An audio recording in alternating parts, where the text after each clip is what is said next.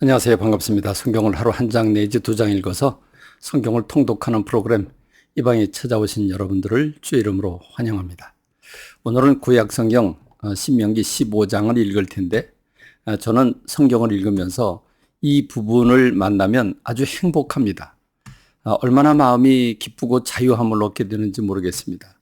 그 부분은 바로 희년, 빚을 부채를 탕감하고 종을 해방시켜 주라는 말씀이 담긴 희년에 관한 말씀을 주고 있는 것이 신명기 15장입니다. 신명기 15장에 나오는 이 희년에 관한 부분은 첫 번째로 돈에 관한 부분이죠.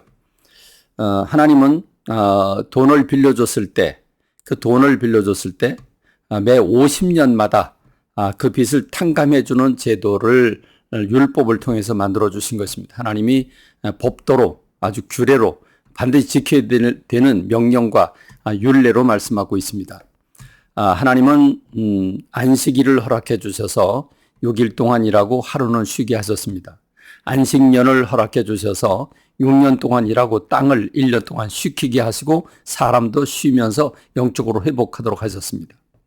그런데 하나님은 그 안식년을 7번 지낸 그 다음 해, 그러니까 안식년이 6년 그리고 7년째 가서 안식년이니까 7번을 지내면 49년, 49년에 그 다음 해니까 50년, 매 50년마다 희년을 선포해라 라고 말씀하고 있고, 이 희년 때에는 제일 먼저 다른 사람에게 부채, 돈을 빌렸을 때 그 돈을 갚아야 되는데 이자를 갚고 원금을 갚으라는 게 아닙니다. 아예 탕감해 주라는 겁니다.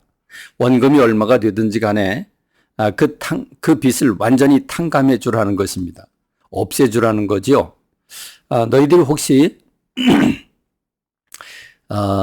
다른 사람에게 돈을 빌려줄 때 이제 희년이 얼마 남았지? 1년, 2년밖에 안 남았네. 그럼 내가 1년, 2년 있다가 이 사람한테 띠키는 거 아닌가?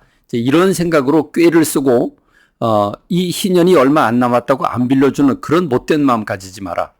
하나님은 희년이라고 하는 이 50년마다 모든 부채를 탕감해 줌으로써 모든 사람이 기본적으로 부채 없이 다시 일어설 수 있는 그런 제도를 만들어 주신 것입니다. 여러분, 이것이 얼마나 좋은 겁니까? 한마디로 말하면 공산혁명이 왜 일어났습니까? 하나님은 이 구약의 제도, 하나님을 사랑하고 이웃을 사랑하라고 하는 이 구약의 말씀이 오늘 우리들에게도 지켜질 수 있다면 혁명이 일어날 필요가 없었을 것입니다. 그렇습니다. 이스라엘 백성들이 해야 될 가장 중요한 일은 하나님을 사랑하고 두 번째는 이웃을 사랑하는 일입니다. 이웃을 사랑해서 하나님은 반모퉁이를 다 비지 말고 가난한 사람을 위해서 나비로 돌아 매 3년마다 11조를 내서 그 11조로 가난하고 고아 참 억눌린 사람들을 돌아봐라. 이걸 비롯해서 많은 가난한 자들을 배려하는 그런 법들이 조항이 참 많습니다. 그런데 희년이라고 하는 제도를 통해서 근본적으로 부채를 가진 사람, 부채를 빌려가지고 이자를 갚고 원금을 갚느라고 힘을 쓰는 사람들이 그 매 50년이 되면 의도적으로 완전히 탕감해 주어서 원점에서 다시 시작하라고 하는 말씀을 주고 있는 겁니다. 그런가 하면 돈만 그런 것이 아닙니다. 종으로 팔린 사람, 돈이 없어서 자식이든지 또는 본인이든지 종으로 팔려서 남의 집에 가서 종살이를 하게 됐을 때 매 50년이 되면, 이 희년이 되면 그 종을 원래 주인에게로 돌려주라는 것입니다. 그렇습니다. 해방시켜 주라는 것입니다. 하나님은 이렇게 사람을 해방시켜 주셔서 종으로 영원히 있지 아니하고 고향으로 돌아가 자기에게 부여받은 땅에서 부채 없이 다시 시작하게 하셨습니다. 마찬가지로 하나님은 만일 땅을 저당 잡히고 돈을 빌린 사람이 있냐? 그럼 땅을 원주인에게 돌려주어라.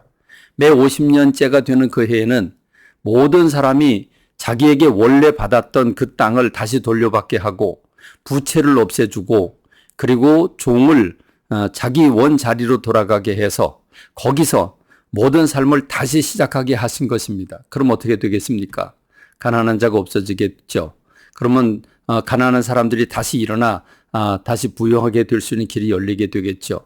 이렇게 되면 공산주의 혁명이 일어날 이유가 없습니다. 민주주의의 최대 폐해가 있다면 빈익분 부익분인데 하나님께서 원하시는 것은 네 노력으로 또 하나님의 도우심으로 너희가 부를 이루게 되었다면 그 부자가 가난한 사람들을 생각하고 가난한 사람들을 배려하고 가난한 사람들을 섬기는 삶을 살아라. 그렇게 해서 내 형제들이 골고루 잘 살게 하라고 하는 말씀을 주신 것이 하나님을 사랑하고 이웃을 사랑하라고 하는 말씀인 겁니다. 그런데 민주주의가 개인의 자유를 강조하다가 보니까 빈익빈 부익부로 끌려가게 되고 그렇게 되니까 가난한 사람들은 다시 일어날 수 없는 종들이 되어버리고 맙니다. 그러므로 하나님께서 세우신 이 희년이라고 하는 제도가 오늘 우리 시대에도 동일하게 적용된다면 얼마나 좋을까 하는 생각이 들기도 합니다. 우리가 이 법을 시행하기는 어려운 상황이지만 적어도 믿는 사람들은 이 주님이 이런 계명을 왜 주셨는지, 왜 이런 법을 만들어 주셨는지를 생각해야 할 것입니다. 그것은 바로 우리가 부할 때 그 부를 가난한 사람, 어려운 사람, 힘들어하는 사람, 아파하는 사람들을 생각하고 돌아보라고, 그래서 함께 잘 사는 나라가 되라고 그렇게 만들어 주셨습니다. 이렇게 사는 그 삶의 현장은 누가 봐도 천국이 될 것입니다. 그런 마음으로 우리 성도들이 열린 마음으로 이웃을 배려하고 섬기는 여러분들 되길 간절히 소망합니다. 특별히 첫 열매는 하나님 앞에 드리라고 마지막 부분에서 강조하고 있죠. 짐승의 첫 것은 항상 하나님의 것입니다. 첫 것을 하나님 앞에 드리면 나머지 열매를 책임져 주신다는 것이고, 특별히 수컷은 하나님께 드리게 했는데 그 수컷을 하나님 앞에 드리는 것은 하나님이 주셨습니다라고 하는 신앙의 고백이죠. 이 고백은 오늘 우리들에게도 유효한 줄로 믿습니다. 이 구약의 말씀이 왜 있게 되는지, 오늘 이 구약이 우리와 얼마나 가깝게 실천에 옮겨야 되는 그 말씀인지, 율법의 1.1획도 없어지지 않고 다 이루온다고 하는 주님의 그 말씀의 뜻을 기억하고 말씀을 실천하는 저와 여러분이 되길 바랍니다. 감사합니다. 말씀 맺겠습니다.